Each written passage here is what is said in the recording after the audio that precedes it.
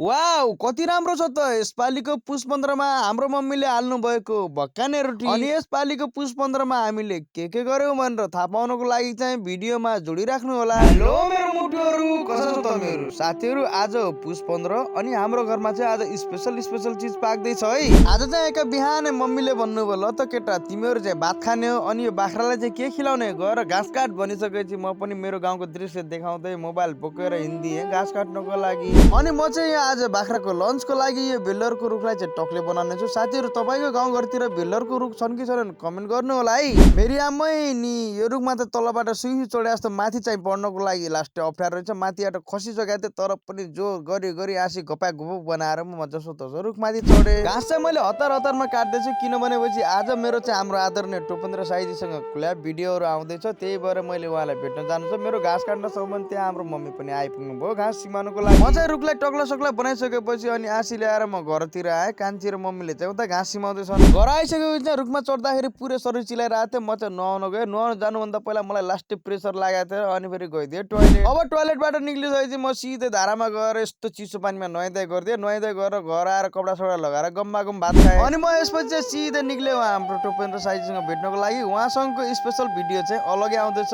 त्यो पनि हेर्न नछुटाउनु होला। उहाँसँगको कमेडी भिडियो चाहिँ मिस्टर एसबी के पेजमा आउनेछ र ब्लग भिडियो यसै पेजमा आउनेछ। उहाँसँग भेटघाट गरिसकेपछि साँझको समय पनि भएको थियो। म पनि यसो रात भइसकेपछि घरतिर आइदिएँ। घर आएको त रात कटाउने भनेर यस्तो खतरा तरिकाले आगो सागो बाल्दिया रहेछन् घरको मान्छेले। अनि यतातिर हाम्रो मम्मी चाहिँ मजाले केराको पातलाई सेकाउँदै अनि च्यार्दै गरेर राख्दै हुनुहुन्छ किनभनेपछि केराको पातमा चाहिँ भक्काने रोटी हाल्नु पर्ने छ। ओहो, अनि यतातिर मम्मीको पछाडिपट्टि हेर्नुहोस् त मेरो छोरीलाई मजाले तर हजुरआमा के गर्दै हुनुहुन्छ भने हेर्दैछ। अनि छोरा चाहिँ यतातिर ड्याडी आउनुभयो भनेर खुसी हुँदै मसँग मस्त गफ गर्दैछ। अनि म पनि घर पुगिसकेपछि कपडा सपडा फेरेर यसो बाहिरी आगोमा बस्दिहालेँ। साथीहरु, अहिलेसम्म भिडियो हेर्दै हुनुहुन्छ भने लाइक गर्नु नछुटाउनु होला है। लाइक गर्नु, कमेन्ट पनि गर्नु होला। र अनि हाम्रो घरमा चाहिँ मस्त दिउँसो तरुल उसिना रहेछन्। छोरीले मलाई चाहिँ तरुल खाना दिए। ओहो, यो तरुल चाहिँ फेरि एकदमै मनपर्ने चिज हो मलाई। अछामी भाषामा चाहिँ हामीले तरुल भन्छौँ। तपाईले चाहिँ के भन्नुहुन्छ कमेन्ट गर्नु होला। अब मम्मीले चाहिँ मेरो डिमान्डमा चाहिँ यताउति बराबर भाग हाल्दै हुनुहुन्छ धुलोलाई किनभने चाहिँ एउटा मसलावाला भक्काने रोटी बनाउनु छ त एउटा गुलियोवाला भक्काने रोटी बनाउनु छ।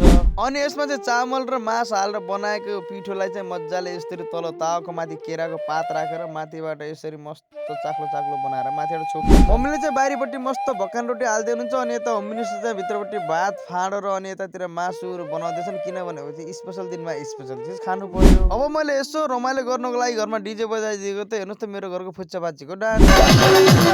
डीजे बजाइ दे, डीजे वाला डीजे बजाइ दे, गाउँसा है टोल टोलमा सबले नचाइ दे, गाउँसा है टोल टोलमा सबले नचाइ दे। बुढाबुढीले डान्स गर्दा चाहिँ अघिपट्टि रगाएको पुरै मस्त भक्काने रोटी पनि पाकिदिरहेछ अनि मम्मीले निकालेर सबैलाई दिनुभयो। अनि हामी चाहिँ भक्काने रोटी गमा टेस्ट मानी घरका मान्छेहरू सबले चबाइदिइरहेछौँ। साह्रो मिठो टेस्टी तरुल भक्काने रोटी सबै खाइसकेपछि अनि भित्रबाट खाना पनि बाहिरतिर सराइयो अनि मस्त खाना हालेर खाना खाइयो। खाना खाइसकेपछि मम्मीले हामी पुरै घर पुरै मिलेर भक्काने रोटीको बारेमा भिडियो बनाएको छौँ। हेर्नु भएको छैन भने मिस्टर एसबी के च्यानलमा गएर हेर्न नछुटाउनु होला। अनि हाम्रो घरको मान्छे केही समय बसिसकेपछि मस्त गएर सुत्दिहाल्यो अनि म छिमेकमा गएर हाम्रो दिदी बहिनीसँग मस्त रमाइलो गरेको भिडियो पनि मिस्टर एसबी के च्यानलमा छ, त्यहाँ गएर हेर्नु होला। अहिलेसम्म भिडियो हेर्दै हुनुहुन्छ भने त्यसको लागि धेरै धन्यवाद छ। भिडियोलाई लाइक गर्नु होला, कमेन्ट गर्नु होला, शेयर पनि गर्नु होला। Okay by.